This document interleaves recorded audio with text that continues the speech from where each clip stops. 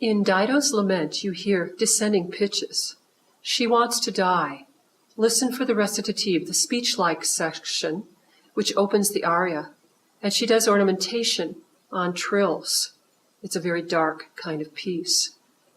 The composer Antonio Vivaldi was called the Red Priest because he had red hair and he taught at a girls' orphanage as a priest. The girls were expert string players, but were not allowed to play in public. They played behind a screen, and he wrote music for them. Vivaldi also wrote sacred and secular music. Listen to a piece called Spring from the Four Seasons. In spring, you can hear the birds trilling in the music, a thunderstorm. There's furious playing in the strings. An A theme, a melody, keeps returning in fragmentation, that's called ritornello form. Now we move to Bach, a giant in the Baroque period, writing more than 1,000 works, including 295 cantatas, that's estimated. His music is still used as a model for polyphonic composition, a model of the structure found in the Baroque period. He was a church musician. He had the same job for 27 years, also had 20 children. Let's explore some of Bach's music. He wrote many preludes and fugues. A prelude is a short piece that usually introduces a fugue. A fugue, remember, is a polyphonic composition based on one main theme or subject. We'll listen and review a prelude and fugue in class. Our next genre is the Baroque suite. It is an instrumental multi-movement work, a grouping of movements. They are often called dance suites, but they were written for listening, not dancing. Each movement is usually in binary form, or AB, and certainly Bach wrote in this genre. Listen to Bach's Suite Number 3.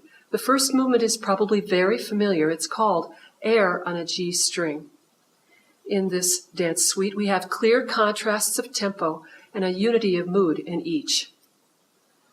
Another genre that Bach was incredibly good at was the chorale and the cantata. Remember that Bach worked at a church, a Lutheran church. And in the Lutheran church at this time, the service was the big social event in the week, lasting 4 hours with the sermon. And music, of course, was a huge part of that service. The congregation was usually illiterate, but knew the hymn tunes from memory.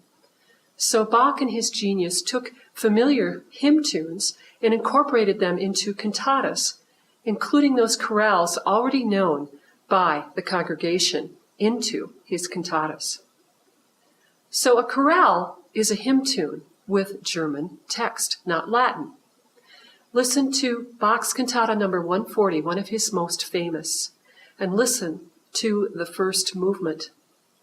You can hear the ritornello form. Remember, that's a returning theme.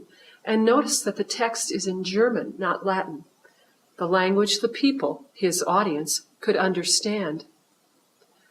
Listen also for the polyphonic texture. Cantatas use orchestras, soloists, choruses, but they are not opera. They are used to amplify the church service. Another religious genre, the oratorio, was started in the Baroque period because of Lent. Opera houses were usually closed during Lent, so a large vocal work based on a Bible story or text was the next best thing. Listed below are the differences between opera and oratorio.